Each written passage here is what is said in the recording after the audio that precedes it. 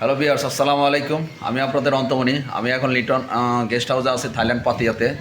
তো এই যে আমার ভাইয়েরা, এরা আসছে ঢাকা থেকে। কোন কোম্পানি থেকে আসছেন ভাই?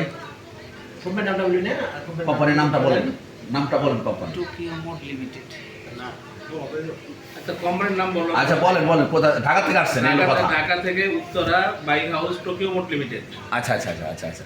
তো খাবার, বাংলাদেশি খাবার এখানে খাইলেন, একদম মনের থেকে বলেন, ট্রাস্ট মি, এটা কি ভালো না খারাপ হয়েছে? না, আলহামদুলিল্লাহ অনেক তৃপ্তি সহকারে খাইছি।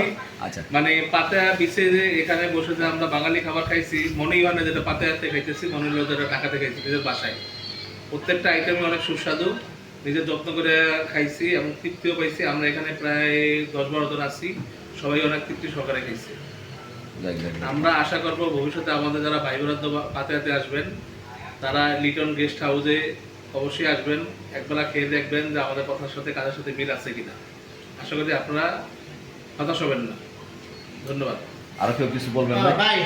আমাদের বড় ভাই যে কথাগুলো বলছে সবই সঠিক, আমি একটু যোগ করি। এটা আসলে হালাল ফুডের জায়গা, হালাল ফুড এটা খুবই মোস্ট ইম্পর্টেন্ট। অবশ্যই অবশ্যই। যেহেতু এটা হালাল ফুডের জায়গা, সুতরাং বাংলাদেশ থেকে আসে আমরা হালালটাই খুঁজি।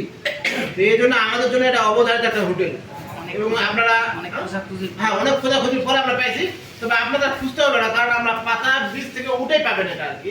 পাতাতে লেখা আমরা দেখি ফেসবুকে, ইউটিউবে, ওই পাতা লেখা বরাবর থেকে একটু বামে উঠলেই আপনারা এটা পেয়ে যাবেন। Road number 13 by 4, road number 13 by 4 Liton guest হাউসের কথা দেখলে এটা সার্চ দিলে বেরিয়ে যাবে লিটন গেস্ট হাউস কোথায় আছে। Thank you.